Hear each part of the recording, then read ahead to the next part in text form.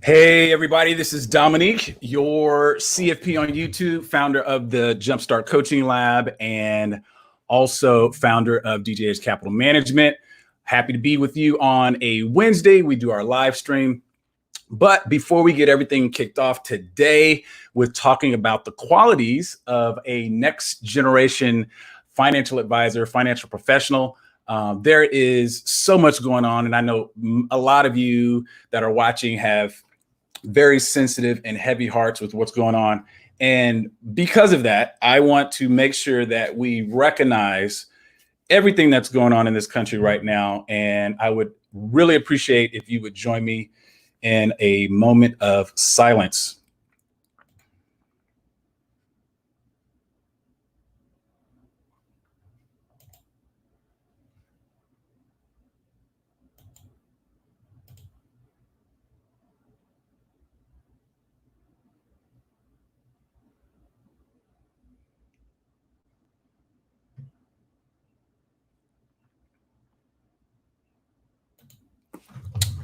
So appreciate that. And I am so happy to be here with you today. There is a lot to talk about. We are going to have a ton of fun today, talking about something that I think is really key, which is the attributes, the characteristics of a next generation financial advisor. As a veteran of this thing now, I am going on my 20th year in the industry, right? So I started in '98. And I had a couple years hiatus, but the point is I've kind of come across some things that I think when I'm looking at where the industry's going and I'm looking at, what clients are saying, I think that it is just imperative that financial advisors have some of these qualities that I'm going to talk about today. So all that to be said, if you're watching and you're an existing financial advisor and you're looking a way to grow your practice, or you're an aspiring financial advisor, which I get a lot of you guys and gals watching, happy that you're here and hopefully you'll learn something. Please join the conversation. If you're listening on or watching on YouTube or LinkedIn or Facebook, we're in a lot of different places. Make sure you shout me out. Throw some love up in the chat. I would love to see what's going on here. And I'm going to get all my little doohickeys going here. So like if you text me to 214-699-7599 and have a question, I'll make sure to try to weave that into the narrative of what we're talking about. Okay, cool. This is a community, so definitely join in on the conversation. Okay, so let's kind of set the stage for this because I do have 3 points that I want to bring out today. And when we're talking about the next generation financial professional, we're talking about the person that chooses to go down the traditional path or the non-traditional path, right? There's two different ways to look at this. So I just want to set context real quick. Many of you that have, watched me on YouTube or anything like that, you know probably what I'm talking about. But for those that are new, let's make sure that everybody's on the same page, right? So there's really two paths to go down as a financial advisor or financial professional. And typically the industry views you as a financial advisor when you are giving investment advice, pretty much based on the Securities Act of 1940. And so there are some things that you should probably read through there if you're not familiar with it that dictate like the licenses you need to have and things of that nature. So that is the more traditional path. There's a lot of obviously marketing and things of that nature. Not, really the scope of this talk to go through all that. But the point is there you have that segment. Then in, let's call it the last 10 to 15 years or so, really probably like the last 10 in earnest, there has been this whole crop of financial professionals that are financial coaches that don't touch the investment advice piece. And you can go down that path. You can specialize in credit repair. You can specialize in student loans. You can do all types of things that allow you to be a financial professional and still bring tons of value to the client relationship. And so when we're talking about that, I'm talking about characteristics that span both of those types or sets of professionals. Hey, what's going on, Andrew? Thank you for the love. Yeah, PVU, man, I had to represent today. So I'm got my HBCU shirt on today. Thanks for joining. But okay, so in that vernacular or in that vein, let's talk about quality number one, which I believe is the next generation advisor values EQ over IQ. Now, everybody kind of knows what IQ means, is intelligent quotient. And then so we got this emotional intelligence quotient that is EQ. And that comes out in so many different ways. But basically, the gist of it is, as an advisor, your thoughts have got to be, obviously you've got to be competent. You've got to be relevant. You've got to be intelligent, all these things, because that's part of the job. But you got to take it a step further with your level of listening and hearing what the client is trying to tell you, even if they're having a problem articulating it, right? So they may tell you, I'm trying to retire. Oh, actually, let's take a step back. Let me give you an example. So they may say something like, I need to earn 15% from the market. And so you're like, okay, why do we need to earn 15% from the market? Like, the first level of thought should not be, okay, so how can I put together a portfolio to earn more than 15%? No, don't go there. Ask first, why do you want to earn 15% in the market? Or why do you want to beat the market? Or whatever their deal is that seems to be, like really, really myopic for whatever reason. Ask them why. Then they're going to tell you something probably like, I want to retire early, which is great. That's the next level. However, ask them why. Why do you want to retire early, right? This is in what's the name of this book? Blue Fishing, Steve Sims. I have it on my shelf back there, and he talks about you got to ask why 3 times. I'm not going to give away his gist. Go get the book. But anyways, so you ask him why the next time, and you say, hey, that's cool that you want to retire early. Is there any particular reason you want to retire early? Do you have like aging parents, or do you want to start another career, or what? And then they may say something like, really, I'm really trying to travel, or yeah, I want to spend time with my mom because my dad died 5 years ago and she's alone, and it's too hard to bring her here. So I would love to have more time to go travel with her, or just be around. Now you're on to something right there, right? You're on to something, because now you can start to tie the desire that the client has to be with their parents, or whatever that thing is, and build that into the plan. And you're going to make goals for reaching, whatever that destination is, way more tangible for them. So hopefully that makes sense. That's valuing EQ over the IQ. A couple of good book recommendations. I would highly recommend this book. Where is it? This right here, George Kinder's Life Planning for You. Really, really good book. Goes way deep down the rabbit hole on some things that I just kind of touched on in asking those type of questions. Hey, Tina, what's going on? Thanks for joining us on LinkedIn. I'm so happy that LinkedIn has fixed it now, that I can kind of see in the comments instead of having to scroll between this like 16 different screens. It's really distracting. So kudos to StreamYard and LinkedIn for fixing that. But yeah, leading with empathy, leading with value, over delivering, under promising.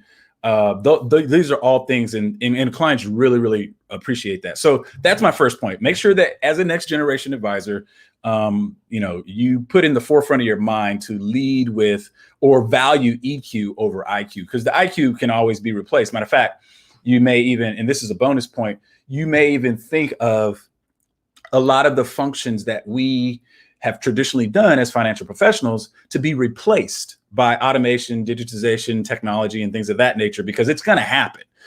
It's already happening to a large degree. So then you have to ask, well, where is my value that I bring to the relationship? And that's inevitably got to be in the human factor and the relationship factor, the point where you can actually, see their body language, or see them shifting in a chair, or, whatever those cues those nonverbal cues that you pick up on that allow you to go deeper. All right. Second point, the next generation advisor values people over product, which dovetails a lot into the previous point. But where I'm going with that is clients hardly ever buy products. They buy solutions. Now, I know that the solution is usually encased, comes in the vehicle of a product, right? Or a service for that matter, but they're really buying solutions, right? Let's go back to the guy that said he needs 15% of the market. And then you say, hey, why? And then he goes, well, because I want to retire. Then you go, hey, why? Because I want to spend more time with my parents. Okay, so the solution to him spending more time with his parent is that he needs to earn 15%, at least in his mind. The math of where he is right now versus where he wants to go is 15%. And if he made that, he would then be able to see. So now what your job is to go is to disprove or prove that, right? Validate or invalidate that statement and give him different perspective on where his goal is, what that's going to mean, what he has to do and give up, sacrifice, blah, blah, blah, right? So there you're valuing the person over just trying to slam them into a solution. There's nothing wrong with products generally. What I would say is that, and I've said this so many times, I sound like a broken record to myself at least, is that hardly ever bad product, usually bad person, right? So, companies spend a lot of marketing dollars trying to get this thing right before they, put a product out there that nobody would buy. That's not the goal. The goal is to be profitable. So at the end of the day, what I would say is there's hardly ever a bad, like, let's call it indexed annuity even. But if you sell it to a, 85-year-old, that's, shame on you. You shouldn't do anything like that. So here's the point.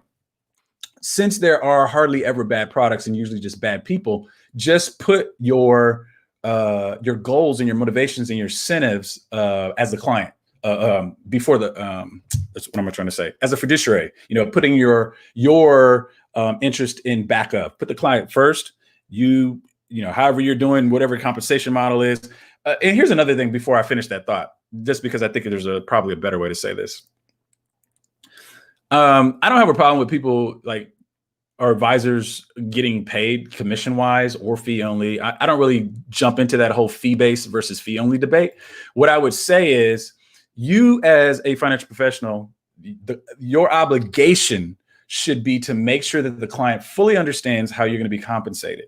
Not necessarily how much you're going to be compensated, but that the ways you're going to be compensated is brought out to them so that you can make sure that their decision to work with you is not influenced by what you will be paid. That's always kind of like the biggest thing right there, right? Is, most clients feel like, things get slipped under the rug and things of that nature. So that's where I think you should really, really try to be clear there in regards to talking to clients. But no, value people over products, and you will likely win all the time. You will be the good guy and you will win all the time. Hey, Nancy, great to see you also. Yes, got to be human, right? People like to deal with humans at the end of the day. I believe that also wholeheartedly. Let me see. I had some other notes here just to make sure that I crossed that T and dot that I. I think, the other point I was going to bring up is that reinforces that, not that you don't believe me, anybody, but you always see, or you've probably read about how these, advisor teams leave these big brands. I'm not going to name any names because I don't want to step on any toes. I got friends everywhere. But the point is inevitably advisors leave and break off and go do their own thing. And their clients normally follow.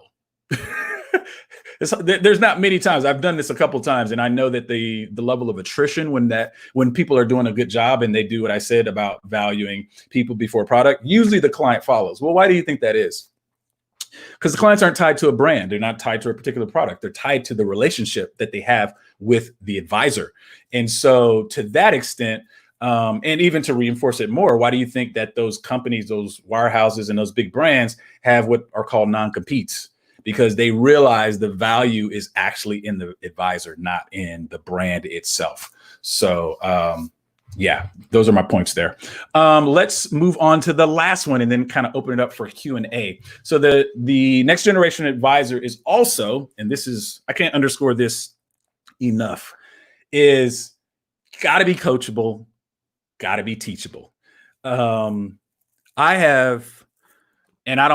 lost count, but dozens, probably close to hundreds of financial advisors that I've consulted with, advised, coached, and the most successful ones by far, because, I was in the type of relationship where, they would come into the program and they would say, hey, what spells success? How do I get the most out of this? And my answer all the time, hands down, was that if you're coachable and you're teachable, you're going to go far. If your level of perspective is limited, because you can only see your opinion, then that's a problem. And more so if you're serving clients. Clients need to be heard. Clients have really good ideas. Usually you're just in their life to be kind of a quarterback. Most wealthy people, most people that are successful from a performance standpoint, financially, economically, whatever, they usually have like a board of directors type of, situation in their life where they have people that they go to for advice. What you want to set yourself apart as is the trusted advisor. So if you are advising, coaching, giving advice, don't you think you should be coachable and teachable and be able to accept advice? Absolutely, you should. So what I would say is continue to strive to have that and be that. It's worth doing the work in that regard because it's appreciated when you're able to see other people's perspective. That's not your own, and agree to disagree sometimes. I mean, totally, I've had some instances where clients have maybe given me a suggestion or provided their perspective. That doesn't mean that I'm going to defer to what they want or what they suggest necessarily, but I'm going to listen. And at that point, I can make a decision. So I think that just has to be one of the things that you keep as an advisor, because although you're the expert and people are paying for your opinion per se, there's still value in the dialogue and in the exchange. So, you might want to ask the question every so often, like, what can clients teach me? Right.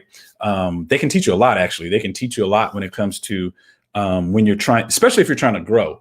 Your existing clients can tell you a lot as to what is going on in their mind before, during, and after the buying decision that can refine how you interact with your next prospect and ideal client.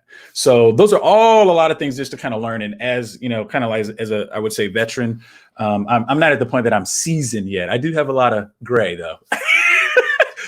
But anyway, as a veteran financial advisor, those are some of the things that I would love to pass on to the next generation, because I think we are moving, and I'll open it up for Q&A right now. I think go ahead and load your questions in if anybody's watching. Philip, we'll get to you in just a second. The industry has evolved over time, right? So we're only talking about a 50-year-old industry, really. And it went from this whole broker mentality, which was basically client comes to the person with all the information and all the resources and all the tools, and that person acts as intermediary for what the client is trying to do, whether that's buy or sell a stock or whatever that was, buy an insurance policy. Then we got to this information age that basically disintermediated that role of broker. And now people can kind of do stuff on their own. And what you're really getting is people coming to you with, hey, I saw or read this over here, or I heard this. What do you think? Right? Putting the more of the onus on the back and forth in the dialogue, right? And sometimes even a healthy kind of pushback from the prospective client with the amount of information that's out there. So you can't really, I don't think you can really differentiate yourself on being a holder of information, because there's just so much out there. And so that was the phase that, that we moved into and are, for the most part in right now. The next phase, and I've heard a lot of industry leaders talk about this, like Mark Tibergien and Michael Kitces and people like that.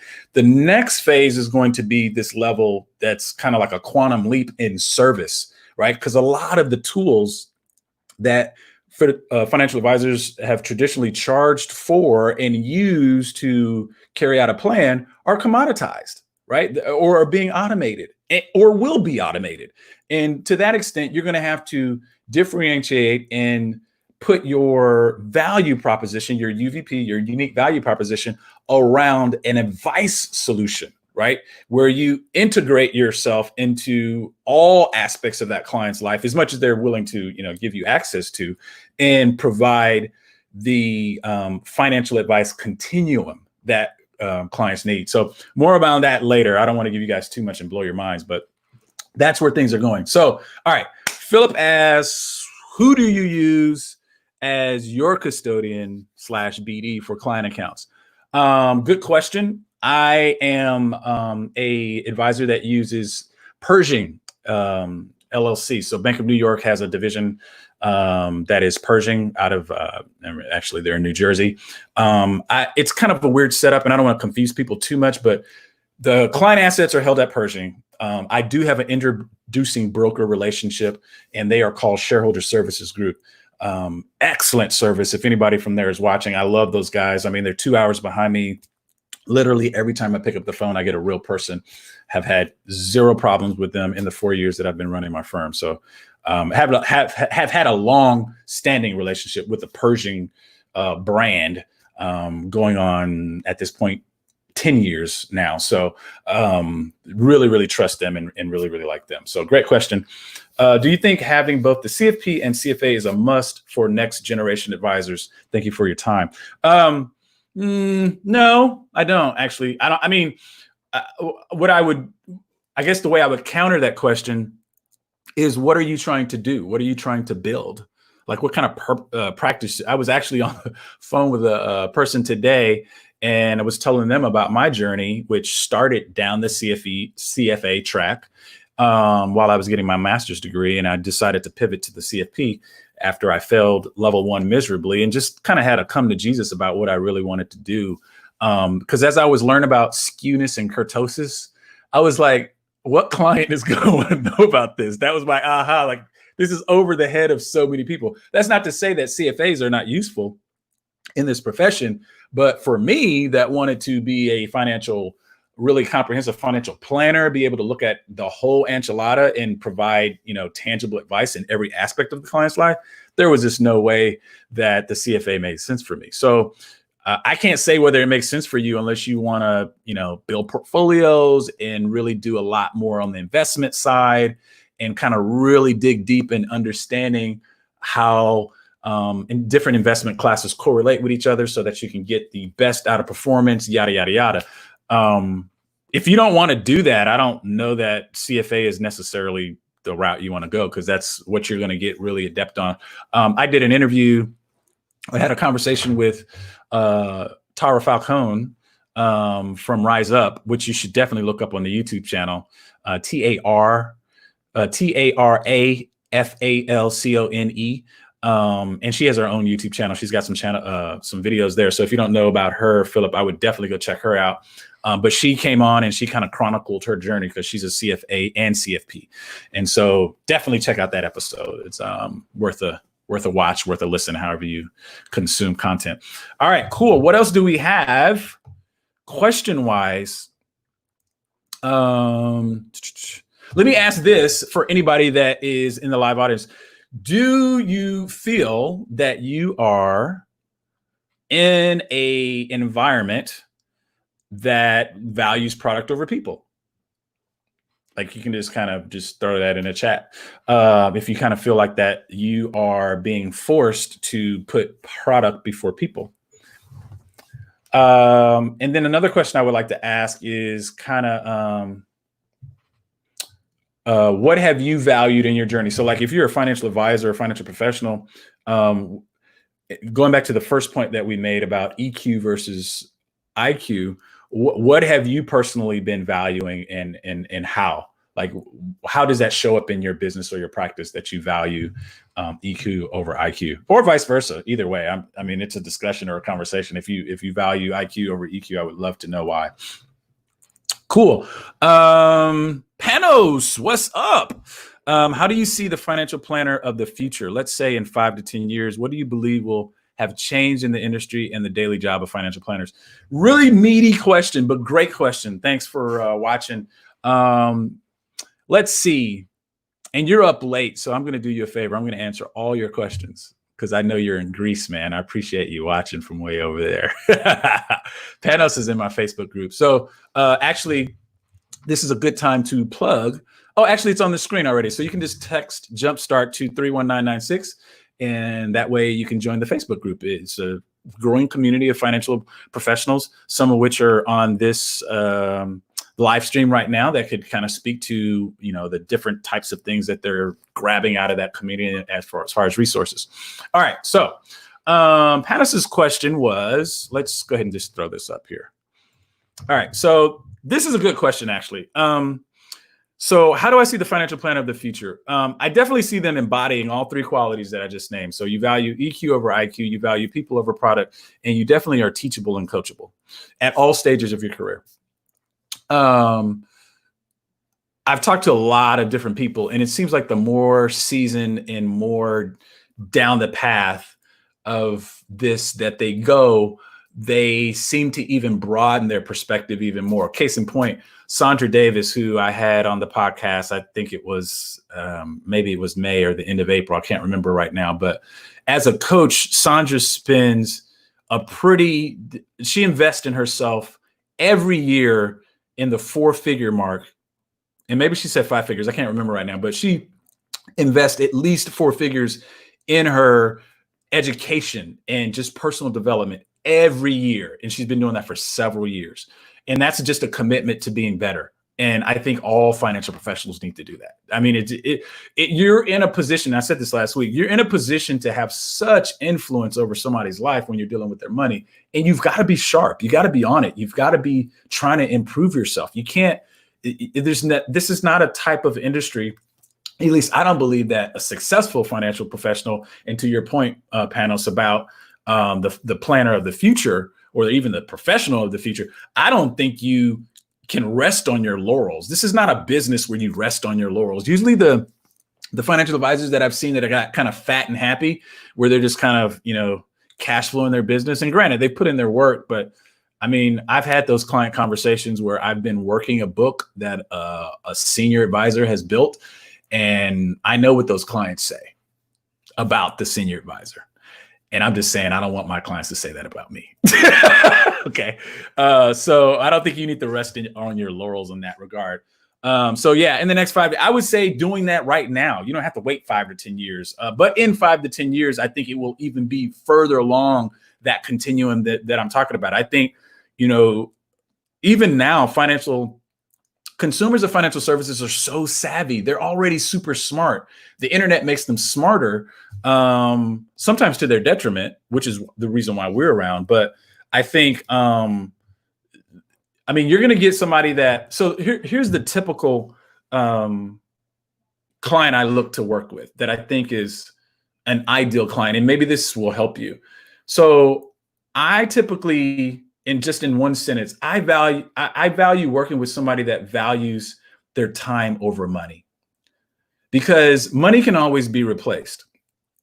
You make too many bonehead, stupid tax decisions, and then it gets harder, obviously. And then, obviously you're kind of in this rush, but most sophisticated professionals realize that they get that an hour worth of their time, or 4 hours worth of their time, or 12 hours a month trying to figure out something that they're not expert in, like RSUs or stock options or taxes or any of those kind of things.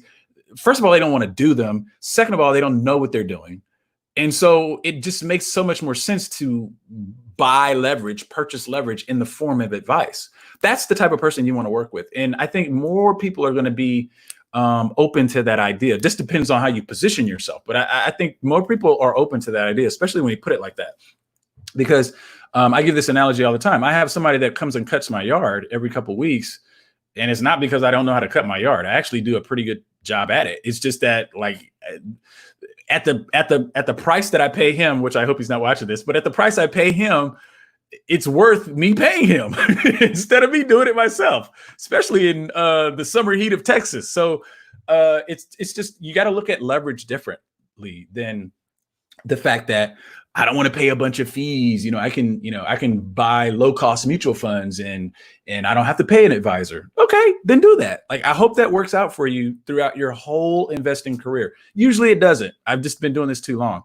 And there's so much more value beyond just the investment piece. So that's what I think about that. What do you believe will have changed in the industry and the daily job of financial planners? I've kind of covered that.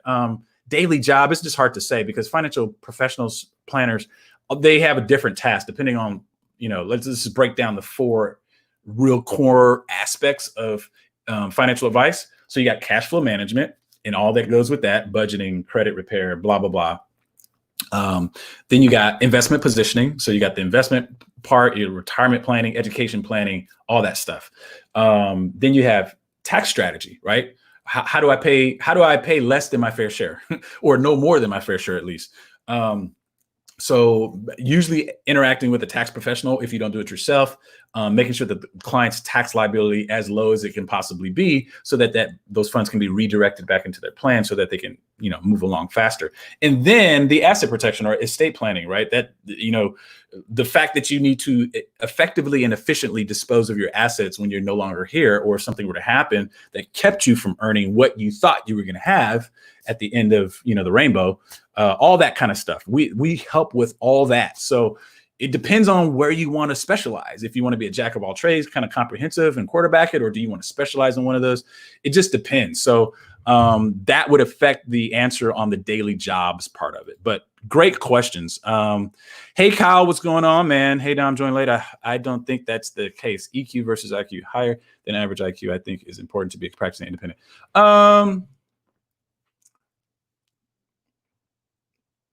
I'm trying to read this and think about the answer. So you're saying, I don't think that's the case, EQ greater than IQ. Maybe you can unpack that just a little bit.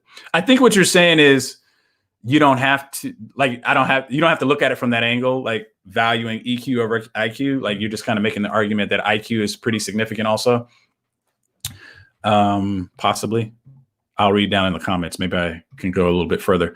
Never have I ever been in an industry involving so much professional development? It's been satisfying. Okay. All right. So this is somebody in my Facebook group. So I'm sorry. I'm just going to put the question up. I don't see your name. As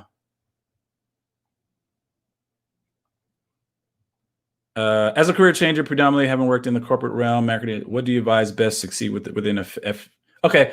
Okay. This is a great question. It's so long. I need to take it off because it's going to block my face. I may be able to log on. Let me see if I can. I love to address people by their name, especially while I'm doing this, because it is a conversation. So give me a second. I'm going to log into the Facebook group and see who this is, because this is an excellent question. And yeah, appreciate you guys hanging with me. Let's see. I think. All right, so I think this whole jump from, let me take a swig of water because I may get a little verbose on this. Okay, so as a career changer, there's a couple of things to be, I guess, aware of, okay? The first is that you have had let's say done a bang up stellar job. Cause I've had people that have done 10, 15 years of something and they're good at it, right? Like you have an expertise there, but what you need to know, and this is not to say that you don't know this, but you need to come in eating humble pie because you're starting over. You're starting from scratch. And so be a sponge. Everything you can learn, do it. I would strongly recommend finding a mentor or someone you can shadow, because all of the things that you're going to be trying to get accustomed to in this new world, it's only going to benefit you to have like a Mr. Miyagi or a Yoda, right? It's too hard to just cold turkey leave one career and come to a totally new one that's super competitive like financial services. So that would be my advice for any career changer, whether you're deciding to do like a financial advisor development program, a formal training program, or if you're trying to get on with a broker dealer. It really doesn't matter. Like I think that's blanket advice for everybody. Okay, so that's that. Now, specifically for a program, it really depends on the program, right? So I'm probably more familiar or most familiar with the Chase Advisor Development Program, right? The one that JP Morgan does, which is about 2 or 3 years, if I'm not mistaken.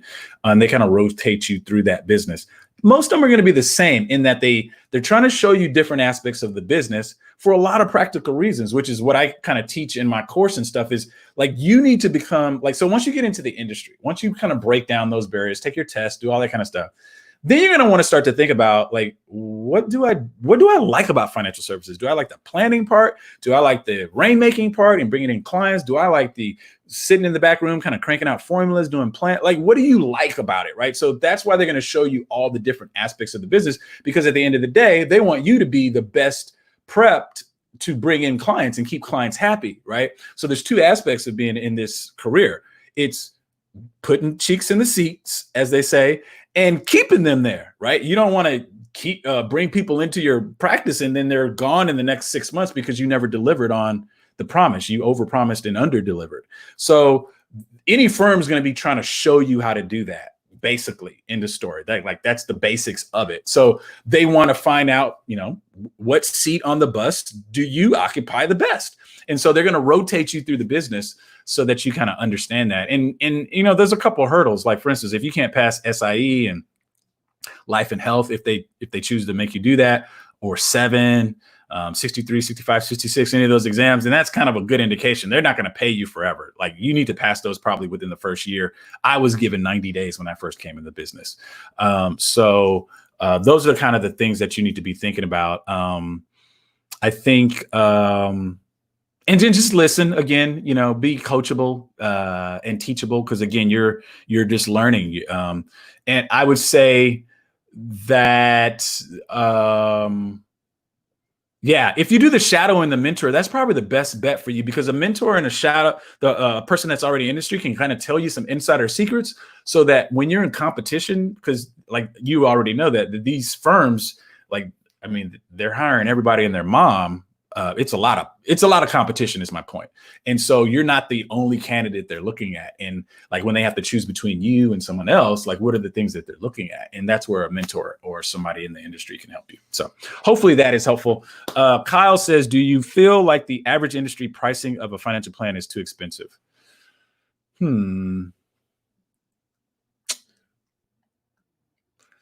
I guess I don't know what the average price of a financial plan is. I know what I charge, which I think is fair.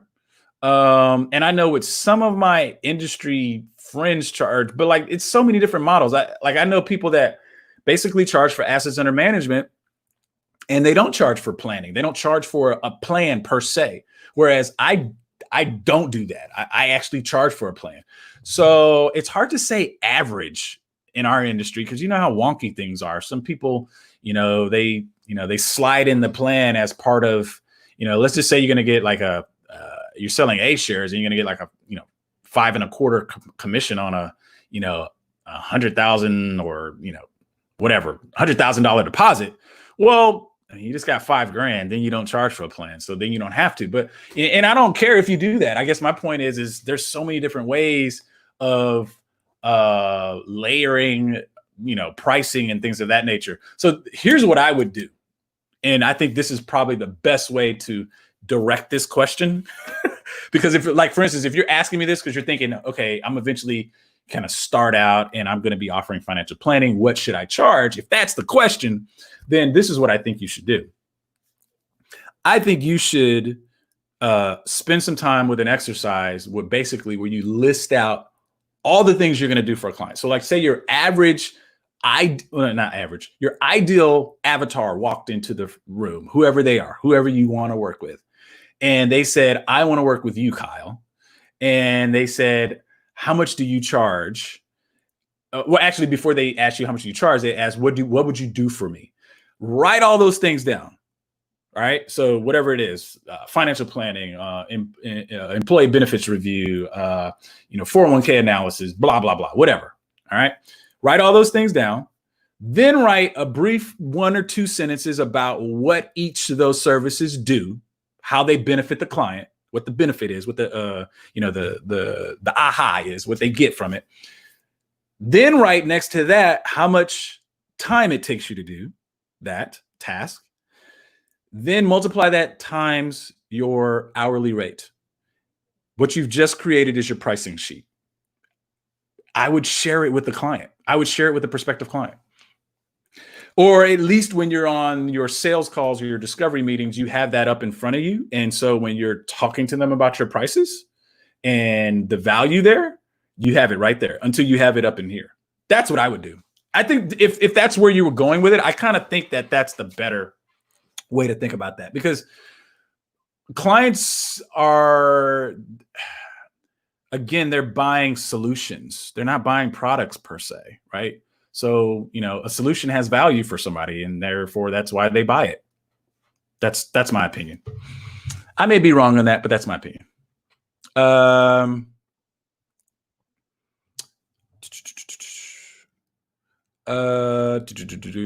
Yeah, confidence is hard. I think you have to start feeding yourself the right brain food, right?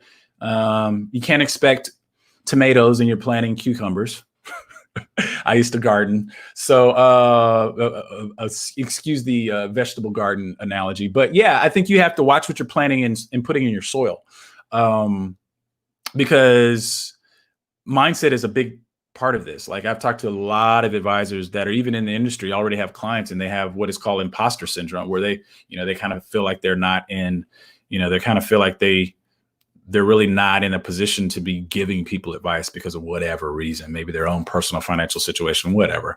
But you've got to really be strong up in here and that's not to say you're always strong. Let me just put that out there. Like, you will have your moments, like we all do. I do. But what I'm saying is, from a confidence standpoint, there's ways you can improve confidence. Like, you can get advice, you can get mentorship, you can get coaching to improve confidence. It's just like any athlete, right? So I used to run track and play basketball in college. Well, let me clarify that. I played basketball and ran track in high school. I ran track in college. I high jumped. And the more I jumped, the more I saw people jump 7 foot, I was like, I can do that.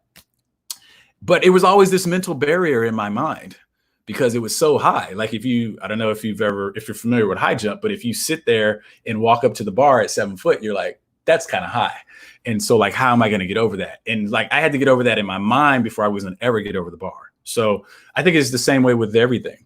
Like, everything is like that. In your mind, you have to say that you can do it and see yourself doing it before it actually happens. I heard the average is 2,500. Okay, so back onto the plan, Kyle. Okay, yeah. I mean, it just depends. I've seen ADVs. Like, okay, so what you could do. So let me give you a better thing. Take a sample of 10 to 15 ADVs of firms that you want to be like, that your services are similar to, and go read through their ADV and see what they charge. Divide that total number by how many of the firms you look at, and there you have your average.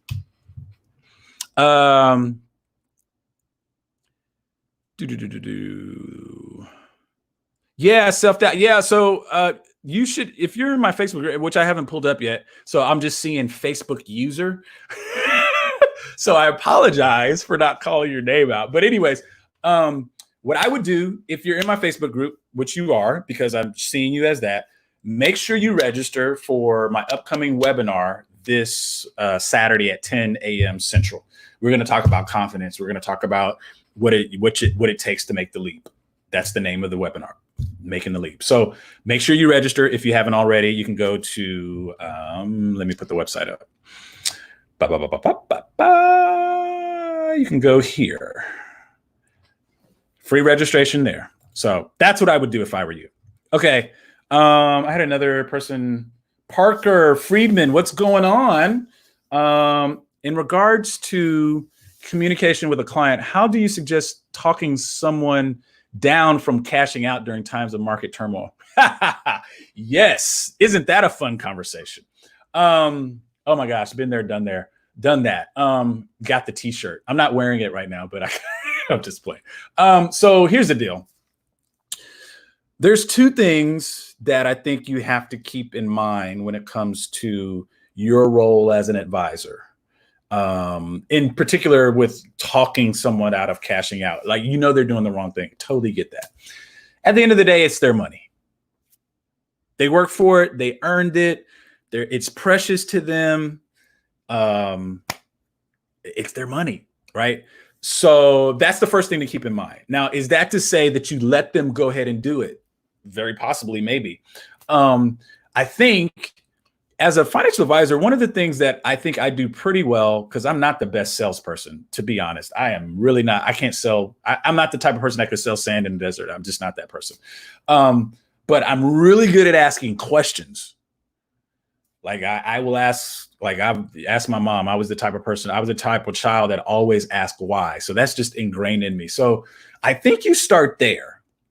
So bear in mind that it's their money and they've worked hard for it. Usually when people work hard for something like their money, they feel entitled to tell you what to do with it, or that they know best what to do with it. It's just not true. It's not scientifically proven. Actually, it's the opposite, that you're more biased and therefore you're going to make probably bad decisions. But that's neither here nor there. That's another podcast. Here's the point. Realize it's their money and then go in with the EQ that we talked about at the top of this. Go in with the empathy. Parker, I totally get that you are wanting to cash out. Kind of walk me through the process of what you were thinking when you wanted to cash out. Like, was it a news article? Was it something you saw on social media? Or, yeah, man, everything's just kind of going to hell in a handbasket, or whatever they say, right? So you get them to talking, and then you just ask more questions. And usually what you find out is if you do that well enough, they're like, okay, well, maybe I'll wait. Oh, that's a great decision. It's totally up to you, Parker. You can do whatever you want. Just know I'm here for you as an advisor. I'm here to help you do the best thing. Usually that works, right? So that's my advice. Thanks for going over that. Oh, you're welcome, man. I don't know what that emoji is. I can't really see that. Is that a beer mug? I can't tell. Okay, yeah, yes, mental strength. Yeah, okay. Okay, so who's this? Another person in my Facebook group. What you guys need to do, I'm not yelling at you, I'm just changing tones, I'm sorry. You need to, when you sign on and join the stream in Facebook, it asks you if StreamYard can use your name or whatever. Please do that going forward. It makes it so much easier, so I don't have to log into the Facebook group and see who's work, because sometimes that doesn't work, and I'm trying to run through these questions. So just going forward. Anyways, I am currently a high school teacher in Texas. I have wanted to become a financial advisor for some time, but go teachers. My wife is an assistant principal, and you're in Texas, so that's great. Sorry, aside there. Become a financial advisor for some time, but I have been a bit tentative to do so. What challenges do you foresee someone like me to encounter, and what strengths do you see being a teacher can bring to the table? Also, what are your thoughts on working for Edward Jones as a gateway into financial services? Okay, I can answer this real quick because I answer this all the time. Whatever transferable skills that you have as a teacher, undoubtedly a large set of those skills, if not all of them, can be used as a financial advisor, because all you're doing really, I won't say all you're doing. I don't want to simplify this because it is hard work, but I'm saying people overlook the fact that at the end of the day, if you can connect with a person, which you're a high school school teacher, I mean, you're connecting with some of the hardest human beings to connect with. And believe me, I've had teenagers and I still have one. So that's a hard connection. If you can make that connection, generally you can make a connection with an adult. So if you can do that, and then some of the other stuff I named with, kind of like asking, like Ray Dalio talks about the concept of second and third order consequences. And this is how I explain it. So if you want to work out and you want to lose weight, you decide you want to go to the gym, right? So first order consequence of going to the gym and you haven't worked out in a long time is you will be sore. That's the first order consequence. Like by consequence of you going to work out and lift or whatever you do, your legs, whatever body part you worked out will be sore. Second order consequence is from that, you're going to start feeling better just inside. Robert's going to feel better. I was able to see your name now.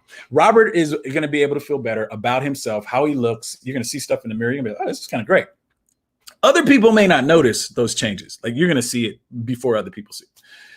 The third order consequence with you working out, you seeing the change would then be you're walking down the street and somebody says, hey, Robert, have you lost some weight? Like you're looking kind of cut, man, or whatever. What are you doing? That's the third, that like nobody wants to wait for third order consequence.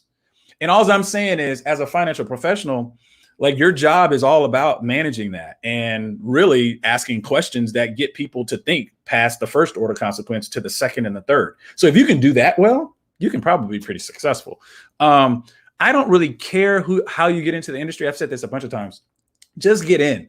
Most of these firms, Edward Jones, Fidelity, JP Morgan, they're going to all sponsor you for exams. So, at least you get your licenses. Whether you decide to stay with them because it's a fit long-term from a culture standpoint, decide that after 3 or 5 years after you've kind of rotated through the business. That's what I would say. Many things will be automated in the future with the technology advancing. So financial planners should be offering something new and specialize in specific things. What do you think? Yeah, I think so. There's a saying, there's riches in niches. So definitely.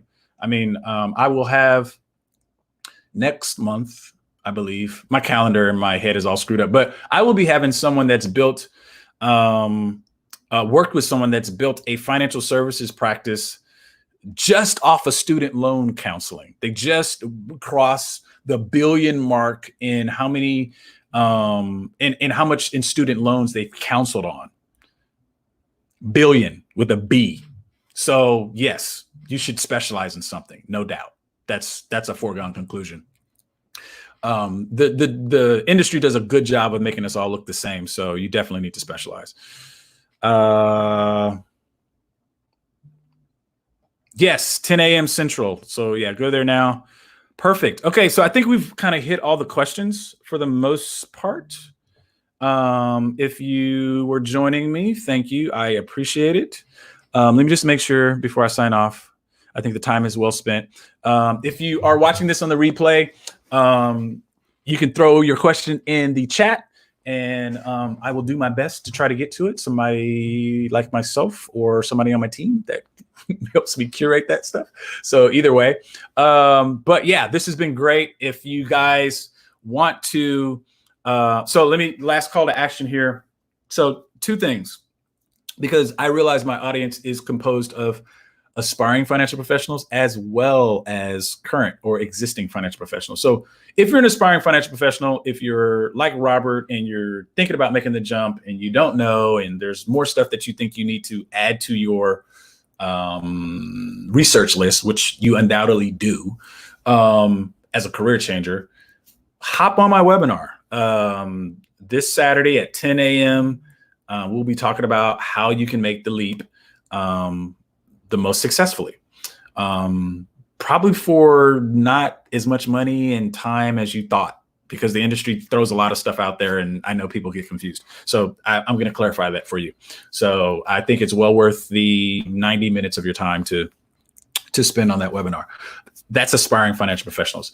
I am actually, and this is I'm just kind of riffing right now because I've had 3 calls alone this week about or from existing financial professionals that are trying to grow their practice. And I have not historically focused on you guys, but I do have a lot of obviously things that I can help you with. So just keep on the lookout for that. I think the best thing that I'm going to say to do is I will likely be making any announcements of how I'm going to be helping you and what that's going to look like. It's probably going to be more so like a masterclass coaching lab is kind of the idea that I'm thinking about, where I will basically kind of give you access to my sales framework, what's worked in my practice, over the shoulder with me, coaching calls, the whole 9. Haven't quite worked that out yet. We are weeks away from that, but the way that you would understand how that's going to work and get more information about it is to get in the Facebook group. So you can get in the Facebook group. Let me take this banner down by going to the Jumpstart, like texting Jumpstart to 31996. And there's a little doohickey, man. I'm dating myself. That will get you into the group. So that's what I would highly recommend if you're thinking about breaking away from the firm and starting your own. And you're like, I don't know what I would specialize in. I don't even know where to start with that kind of stuff. If you're like, hey, I'm in a framework where I can't grow, and I can't break away right now, but I need to find a way to put cheeks in the seat, I can help you with that too. So hop in the Facebook group. I think that would be probably your best bet. And if you're watching me, third category, last but not least, definitely, if you're looking for a second opinion on your situation, there's been a ton of stuff going on, crazy markets, total line of separation between what the economy is doing versus what the market is doing. And if you want a second opinion on your strategy, by all means, hit me up. You can go to djh-capital.com, which is my wealth management website. And there's a button there that you can just kind of click to find out more about what we do and book an appointment if necessary. So all that being said, my friends, stay safe, be well, love on somebody. We need the positivity. There's a lot of unrest going on right now, and it's imperative that you reach out to those that you love and care about and let them know that you do. So we'll see you later. Talk to you guys soon. Bye-bye.